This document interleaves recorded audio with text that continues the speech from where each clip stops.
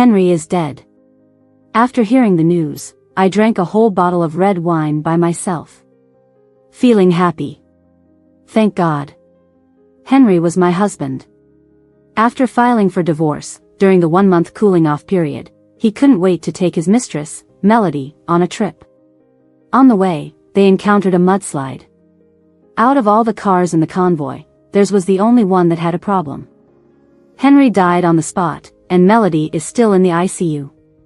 I immediately had a lawyer inventory Henry's assets. That very night, his ashes were put in a box. Since Henry was at fault in the marriage, the divorce agreement gave me 2/3 of the assets. Melody often came to make trouble because of this. Well, now that Melody is out of the ICU, she gets nothing.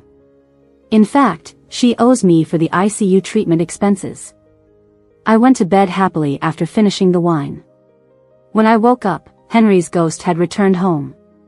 He was carefully curling up on the floor, calling my name sadly, "Rachel, it hurts so much." I wondered if I had woken up in the wrong position. I planned to go back to sleep for a while. A dream about my deceased husband early in the morning. How unlucky. "Rachel, am I dead? Is that why you can't see me?" Henry's voice still had the clear, youthful tone. It was like he had returned to his teenage years. I sat up in bed and looked at Henry hiding in the corner. His skin was pale, he looked refined and handsome, wearing a school uniform, with a red mark on his forehead. I was stunned. The sun was rising, and Henry, scared, tentatively poked his head out from the corner, thinking I might be able to see him. "Rachel?" he asked cautiously, "Can you see me?" I buried my head in the pillow, unable to stop the tears. Henry looked just like he did in high school, smiling at the corner of his mouth, casually ruffling my hair and gently reprimanding, "Don't cry, Rachel. You don't look good when you cry." Back then, he couldn't bear to see me cry. With his headstrong and proud personality, he always patiently comforted me whenever I cried, but a few years later, he changed. Tears flowed uncontrollably, soaking the pillow. "Rachel, what's wrong? Don't cry." I heard Henry anxiously calling by my ear. "I can't touch you. Stop crying. I can't wipe your tears." He seemed genuinely distressed. Just like when I was still a treasure in his heart. Seeing this teenage Henry, the hatred I'd been burying in my heart surged up, even stronger. "Henry, how could you so easily walk away and erase 10 years of love?" Ignoring his calls, I got up and went to the bathroom to wash my face.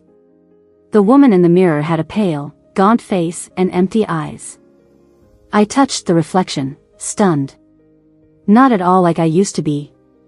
I grabbed the fruit knife from the sink and stabbed it into the mirror, shattering it into pieces.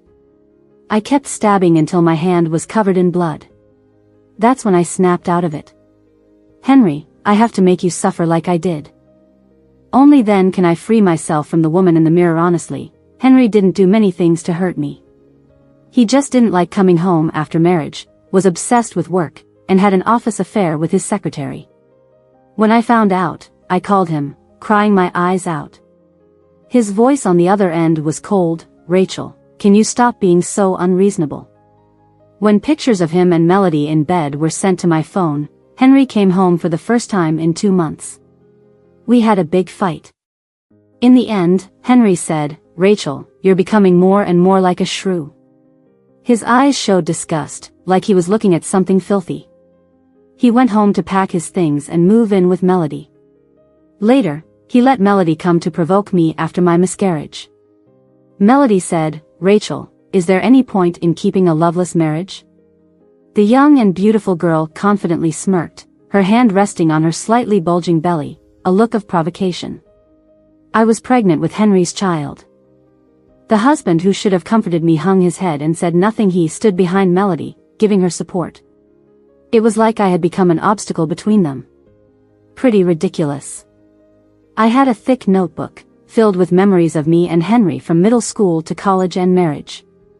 The last page, however, was covered with all the things Henry did to hurt me. 45 in total. From hundreds of pages to just 45 lines, we parted ways. I went to see a medium. The medium looked at the incense burner swirling with smoke and said, "There is a debt between you that hasn't been settled, so he remains in this world. That's why you can see him." I held the tea in my hands, steam rising slowly, and looked at my reflection in the cup. Finally, a flicker of life appeared in my empty eyes. When leaving, the medium gave me a stick of incense. "Light this incense, and you will be able to touch him." I thanked her quietly, and as I walked out the door, I heard her say, "Karmic debt." Because there was a magic circle inside the medium's house, Henry couldn't come in and was crouching at the entrance when he saw me coming out. His eyes lit up and he quickly stood up. "Rachel." Henry left the house with me that morning. When we reached the hallway, hesitation crossed his face, afraid of being exposed to the sun. In the end, seeing me walk away, he floated out resolutely. Seeing an unharmed Henry, I was a bit disappointed. If the sun had burned him, I think I'd be a little happy. I ignored the ghost following me, got into the car, and took deep breaths. Henry reached out, trying to touch me gently. "Don't feel bad. I wish I weren't a ghost so I could stand up for you. Rachel, I even forgot how I died. I went to sleep and woke up 10 years later, unable to protect you. Weren't you the one who hurt me the most?" The medium said that ghosts with lingering desires can't be reincarnated. His desire was me. So the day after he died, his spirit hovered around me. With a blank expression, I started the car, eyes settling on the incense in front of me, looked at my reflection in the rearview mirror and gave a slight smile. "Henry, the one who told me you regret knowing me, died holding a grudge. For me. The ghost that returned is stuck at the time when he loved me the most." "Henry, you're so hypocritical." I went home, took out the first aid kit, and silently treated the wounds on my hand. Ever since I lost the baby, I've used pain to calm myself down. Eventually, whenever I felt unstable, I would cut my hand with a knife. The sight of the fresh, red blood made me feel a bit relieved. "Rachel, your hand looks so bad. Does it hurt? Let me blow on it, it'll feel better soon." Henry's voice was hoarse, like the little kitten we rescued together years ago, small and weak. I pressed the alcohol swab hard on my wound without even flinching. Even if it doesn't help, Henry still bent down and gently blew on the wound, muttering under his breath. "Haven't seen her in years. Rachel's so thin now. If I were still alive, I'd protect her well." I forced a smile, my palm aching intensely. "The one who hurt me the most was you." After disinfecting, I went to make myself some lunch. Instinctively, I looked at the ingredients and nearly started making Henry's favorite dishes again. With a sigh, I threw the ingredients into the trash and ordered takeout from my phone. While waiting for the delivery, I lit some incense. The aromatic smoke filled the room, gradually shrouding the coffee table. "Long time no see, Henry," I whispered. Henry's face, still looking young, hadn't yet matured into the decisive CEO he would become. Whatever he felt, he wore on his face. Right now, his eyes overflowed with pain for me, and a flood of pure love poured from his gaze. "Rachel, you can see me?"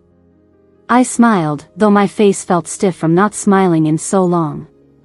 "Henry, I miss you." I weaved a huge lie for Henry. In this lie, we fell in love in high school, got jobs after graduation, and I married him. Our marriage was happy. He loved me like the first day, and I loved him passionately. But 6 months ago, he died in a car accident on the spot. I couldn't accept his death, so I sought out a medium to summon his spirit back. "Henry, as long as I light this incense, we can meet again." I gestured for him to smell it more. Henry listened to my long story, eyes red, and pulled me into his arms. "Rachel, did I really marry you?" He held me tight, something he'd wanted to do since high school, and now he finally could. His first words surprised me. I patted his arm. "Henry, loosen up. I can't breathe." Henry snapped back to reality, his eyes moist and cautious. "Rachel, does your hand still hurt?" After Henry's persistent bandaging, my hand was wrapped thickly. He smiled softly, dimples appearing. "Rachel, I miss you." Henry's soft hair brushed against my neck. Strangely, after lighting the incense, when I touched Henry, his body wasn't cold but warm like a human as I patted his head, feeling the slight tremor beneath my palm. When we were young, Henry didn't like me touching his head. He'd blink in slight anger. "Rachel, I'm a man. It feels like you're petting a dog." I'd tease him, acting all pitiful. "Henry, just a little bit, please." Henry couldn't resist my pleading, staring at me for a moment before sighing, letting me pet him. "Henry, do you love me?" Henry peeked out from my embrace, cheeks red, eyes full of shyness. "Yes, I love you." This time, I buried myself into his chest. Rachel's embrace smelled nice, mixed with a faint scent of mint, unlike his later cold and severe demeanor. "And do you love me?" he asked eagerly. "Of course, I love you." Listening to his joyful chatter, I thought, "Henry, have you heard of a gentle blade? Enjoy the happy times while they last." Henry's current state was like his high school years, the times he loved me the most. He stuck to me like glue, following me everywhere. When the takeout arrived, I went to pick it up, and he clung to me. "Stop it, Henry." He was blowing in my ear, tickling me. Facing the delivery guy's fearful expression, I couldn't even say thanks before he quickly walked away. I glared at him, and Henry shrugged, pouting. "I just want to be with you all the time." I glared harder, and Henry rubbed his nose. "Rachel, I'm so hungry." I took a bite of food. Since yesterday afternoon, I'd only had a bottle of red wine, leaving my stomach empty. "Go smell more of the incense." Henry stood still, pouting silently for a moment, then glued himself to me again. "Rachel, I don't know why, but every time I see you, my heart aches, and I feel an inexplicable fear." "My heart feels sick." Henry held his chest. "Really? I feel like I did something bad to you, so seeing you makes my heart heavy." I glanced at him. Honestly, I had a hard time being harsh to the high school Henry. "Henry, be quiet. You're disturbing my meal." "Okay," he mumbled lowly. At bedtime, Henry hesitated at the bedside. "Is it okay for us to sleep together?" "Then don't sleep. Ghosts don't need sleep anyway." The next second, Henry jumped into bed. "No way, I want to sleep with Rachel." Ghosts don't breathe, and in the dark, the only sound was my quiet breathing. "Henry, do you really love me?" "Of course, I'm 100% sure I love you." Henry kissed my cheek. "I've always wanted to marry you." I buried my head in the soft pillow, covering myself with the blanket. This was a sign of feeling unsafe. Henry held me tight, gently patting my back. His voice was soft and hoarse. "Sleep, Rachel. I'm watching over you." I am someone who lacks a sense of security. After I started seeing Henry, he'd call me every night and gently tell me one adorable fairy tale after another. The next morning, his voice freshly awake and full of magnetism, he'd say, "Good morning, Rachel." After we moved in together, Henry would put me to sleep every night. Bit by bit, I got used to sleeping in the dark. The next day, when sunlight streamed in, I'd be momentarily dazed. Henry would still be asleep, with the sunlight on his face, his skin smooth and poreless. I'd touch Henry's neck. He still felt human, just without warmth. When I applied a bit more pressure, he woke up and his eyes brightened at the sight of me. "Good morning, Rachel." Slowly, I'd let go, and rest my head on his chest. "Good morning, Henry." He'd chuckle, a muffled laugh I could hear but not feel his chest rise and fall. "Henry, let's go out today. We haven't had fun together in 6 months." "Sure, as long as Rachel likes it, I'll be with Rachel." Henry would nuzzle me, sending shivers across my skin. In high school, Henry was so gullible. He believed whatever I said, obedient like a kitten. We roamed the whole city, unnoticed by passers-by, which was strange to them but I didn't mind. Our last stop would be the tallest mountain in the city, our secret hideaway. By the time we reached the summit, it was dusk. I'd pull Henry to sit with me at the lookout. The mountain air would be chilly, and I'd wrap my clothes tighter.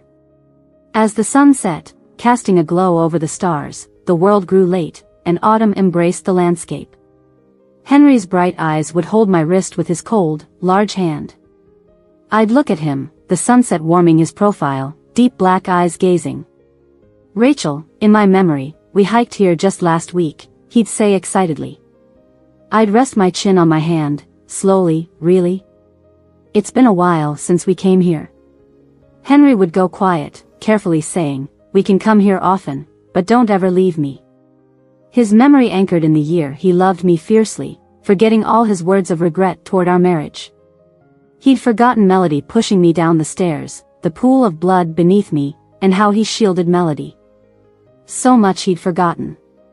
But I remember it all. It's etched into my bones, unforgettable. "Okay." I'd snap out of it and smile softly. "Henry, we can come here often." That night, coming down the mountain, I didn't sleep well. I dreamt a long dream. In it, I discovered Henry's affair again. Melody had sent their bed photos to our home. Henry hadn't been home in a while. With trembling fingers, I'd call Henry. One missed call, the second hung up, until the eighth he answered. His voice hoarse on the other end, so familiar to me. A post-lovemaking sound, with faint girlish giggles in the background. Taking a deep breath, trying to suppress the sobs, I'd ask, "Henry, when are you coming home?" Henry would click his tongue, "Busy with work lately, I'll tell you when I'll be back." Henry. A girl's coquettish voice. Next second, the call would cut off cruelly. In the dream, I'd see myself with red eyes, sleepless nights. When the private investigator sent the photos to my phone, I just couldn't understand how Henry could lie so well. The woman he cheated with, Melody, was an intern who joined last year. I remembered Henry mentioning her name, saying she was a great talent with open appreciation on his face. The talented intern ended up in his bed. I couldn't hold back and confronted Henry with everything. Before I knew it, Henry had grown silent. When he knew I discovered his affair, his face clouded. "Why did you investigate me?" I felt miserable. I didn't want to cry, but my tears disobeyed. "Your infidelity is my fault?" He'd pinch his brow. "I won't agree to a divorce. After Melody has the child, Rachel, I'll return to our family." "Melody is pregnant?" I'd hurl everything at hand toward his head. "Henry, you're disgusting." Henry let me hit and scold him, but wouldn't agree to separate. Honestly, a part of me hesitated. After over 10 years of feelings, I wavered on forgiving him. In my anguish, Melody showed up. I was haggard, she was contented. She gently caressed her belly on my couch, eyes flashing with challenge and disdain. Before she even spoke, Henry rushed home from work, shielding Melody behind a barrage of accusations. "Rachel, I told you not to mess with Melody. She's pregnant, don't bully her."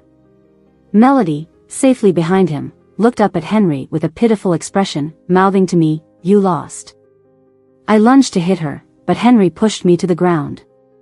My arm bruised against the coffee table. Henry, who would have been tender and treated my wounds, now only showed a fleeting worry before standing morally superior. "Rachel, don't mess with Melody again." Their closeness was undeniable. I, his longtime wife, reduced to a joke. After that, Henry, emboldened, increasingly sided with Melody. Even when Melody lost the baby, he moved in with her without a second thought. That night, the moon was bright, just as lovely as on the mountain. Dragging a suitcase, I followed behind him, barefoot and frantic. "Rachel, how did I never notice how vicious you are? You can't have kids, and now you can't stand others having them either? I regret meeting you all these years. I'd rather not have met you at all." I don't know what Melody told him, but he believes I caused her to lose the baby. I tried to explain to him, but Henry just smirked. "Rachel, when did you become such a liar? Someone who's been in my life for over 10 years, taking up 2/3 of it, no longer believes me.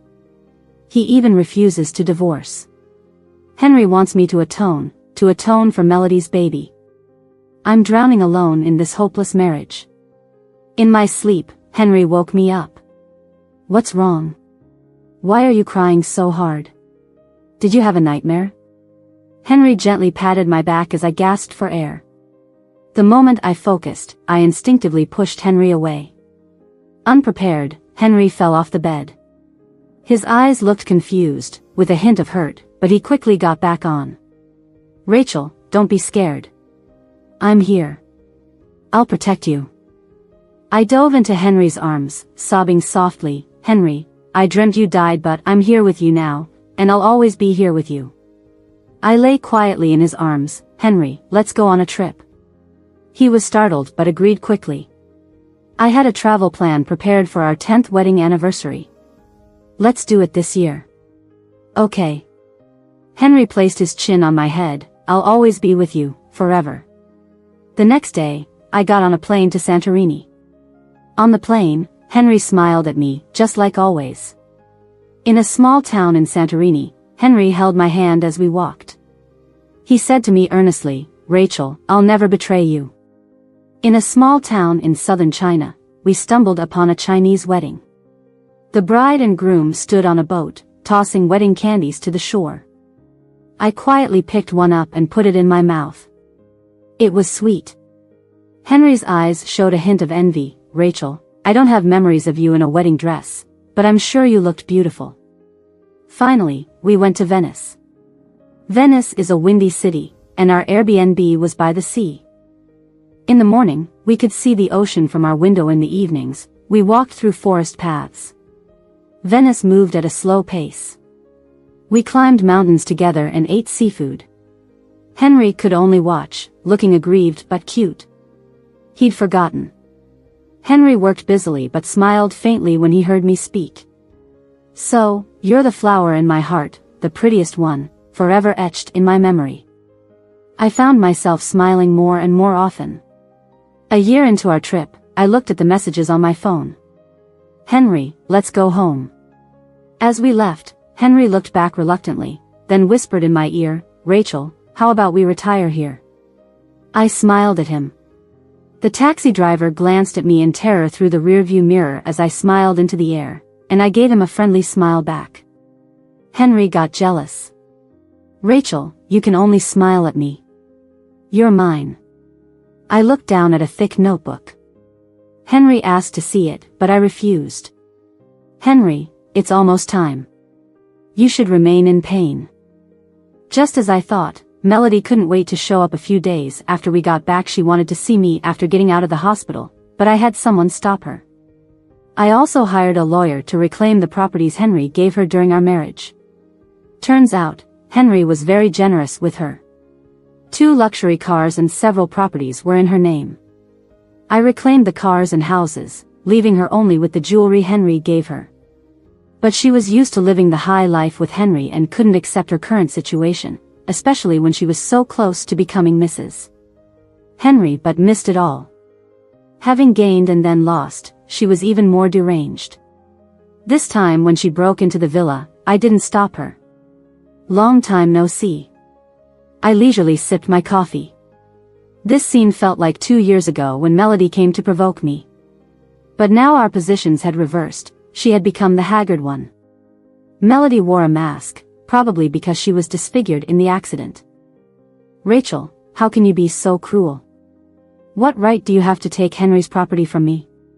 Henry never liked you, he liked me." Put my coffee down, a slight smile on my lips. "He likes you? Then go join him in the afterlife." Melody choked, her voice rising. She no longer appeared pitiful as she did in front of Henry. "Rachel, what's the point of holding on to someone who doesn't love you? Henry told me himself he doesn't love you anymore. And you're divorced, so his property should all be mine." I shook my head, looking at her like she was a fool. "We're not divorced. Everything is marital property. You're just a mistress. What right do you have to shout at me?" I was the one who stood by him as he grew, the one who helped him build his career. I had always wanted to say these things, but Henry always protected Melody closely. "If you keep this up, I won't let you keep the jewelry either." I glanced at her nonchalantly. "You can try." Melody bit her lower lip and said angrily, "No wonder you lost your child. You really are a ruthless person. You don't deserve to have children."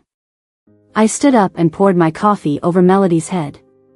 Melody hadn't fully recovered, and when I pushed her, she fell to the ground. Melody, you know very well that my child died because of you. I won't let you get away with it. Melody's eyes were full of fear as she looked at me. I wiped my fingers with a tissue and said, "Good luck, Melody. Without Henry's protection, you'll be stuck in the mud."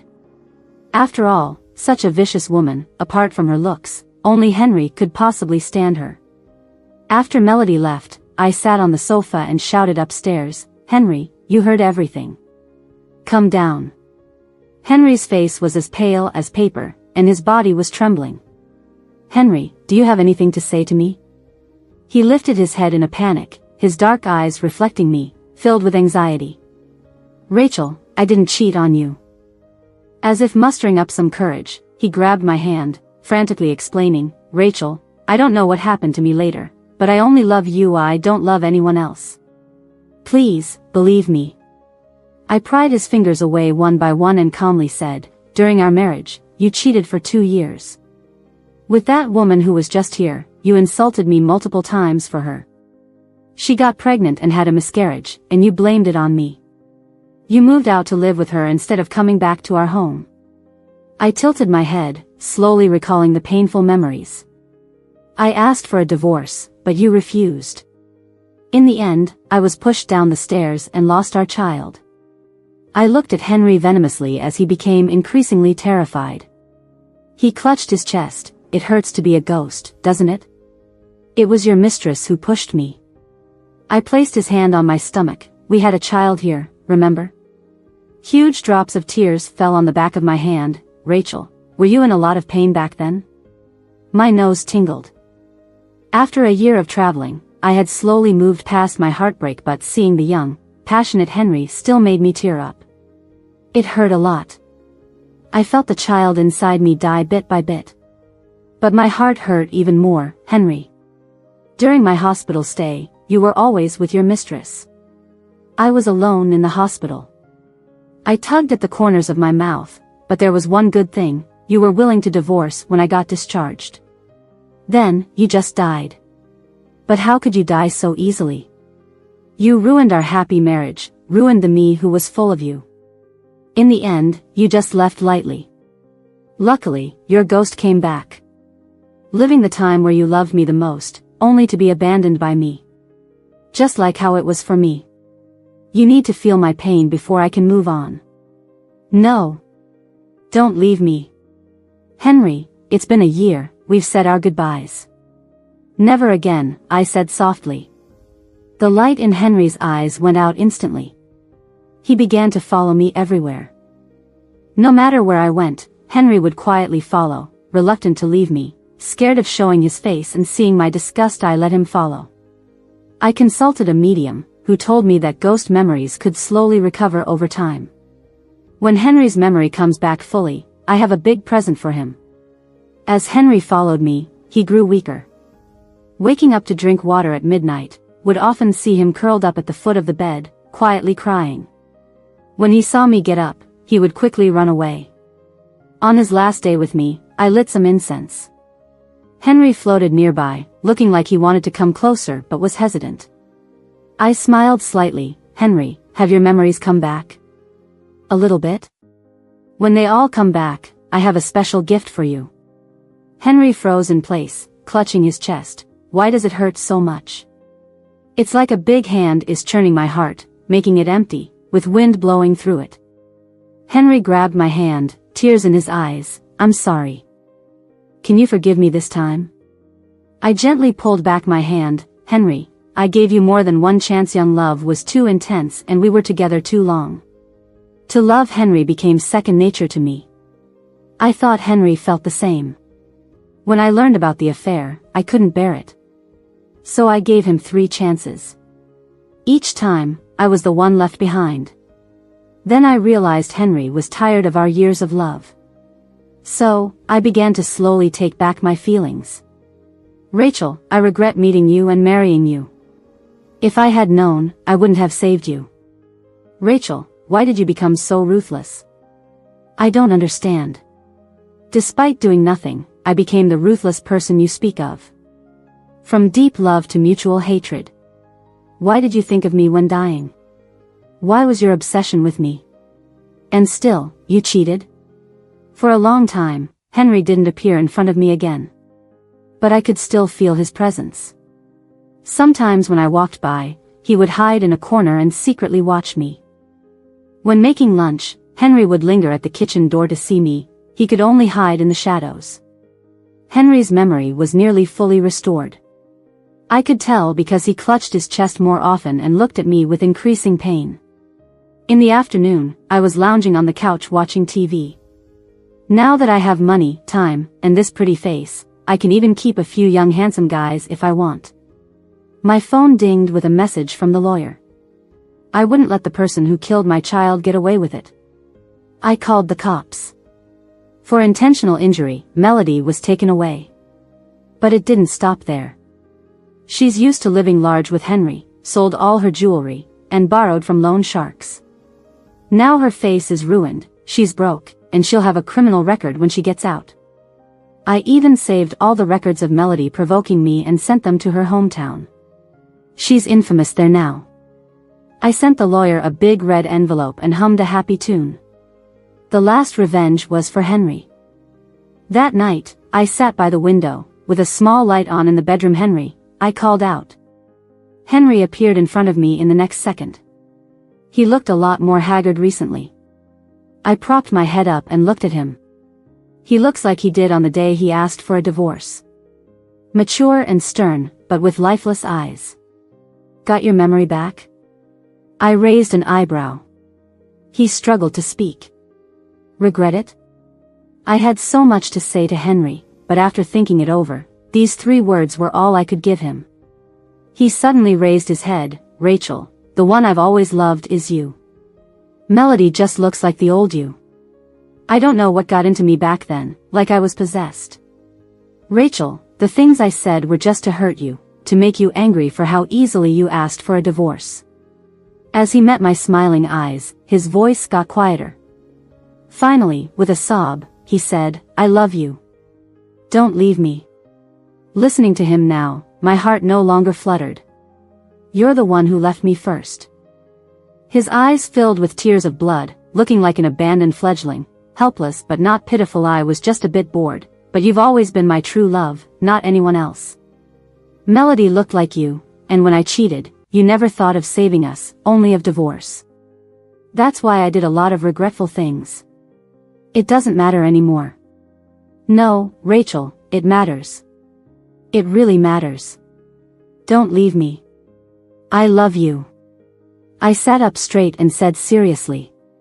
Henry, I gave you many chances to keep me, but you never did. Faced with temptation outside of marriage, I could stand firm, but you couldn't. I will meet someone I really like in the future, and who likes me. He will be all about me, and will have a child, and live happily. I chuckled, but Henry, that person won't be you anymore.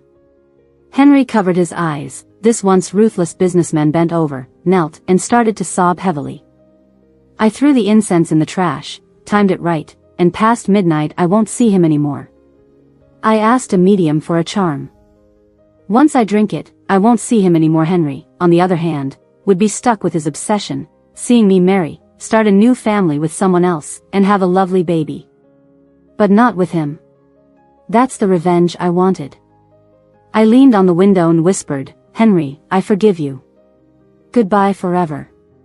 The final 10 seconds. Henry tried to grab my hand. No, Rachel, don't leave me. Just as he was about to touch my hand, Henry disappeared before my eyes. Forever. I clutched my chest, not in pain, just a little empty. I climbed into bed, this time without hiding my face under the covers. I fell asleep. In my dream, I went back to high school with Henry. A promising student, excellent in character and academics, always the focus wherever he went. I chased after him, and one day found out he was chasing after me too, and we naturally got closer. But this time, our schools weren't in the same city. The night the results came out, I said goodbye. Young love is passionate but doesn't last, and I was scared. Henry was stunned but accepted it calmly. High school felt more like a partnership. Goodbye, Henry said. I said bye-bye. Henry's epilogue. Henry received a notebook that Rachel burned for him. A thick one, he almost didn't dare open it. After Rachel threw away the incense, he couldn't see her anymore. Henry followed her, watching his Rachel shine brighter, like a withering flower regaining life. His heart ached. Clearly, he could have always been by Rachel's side. Henry held his head in despair. He was the one who left Rachel first, the one who hurt her. And caused Rachel to lose her baby. Also his baby. He had known Rachel for so long that he thought he didn't love her anymore. When he met Melody, that long-lost flutter came back. He didn't love Melody, she just looked a bit like Rachel once did. Henry didn't know why he let Melody bully Rachel. He saw Rachel's lifeless eyes, like a dried-up flower. Looking back, he didn't know why he said those hurtful things. Rachel just needed to lower her head a bit, and he would have come back. Why did Rachel ask for a divorce? The night Rachel lost the baby, he didn't show up at the hospital, he drank a lot. Drunk and in pain, he thought he no longer loved Rachel. After Rachel was released and asked for a divorce, he instinctively refused. But seeing Rachel's lifeless face, he felt heartache and agreed to the divorce. His biggest regret was that decision. He lost Rachel. As a ghost, he rediscovered his love, felt a burning passion, and his obsession grew stronger. The day the mudslide hit, his last thought was about his Rachel. Now, he could only watch Rachel fall in love with someone else.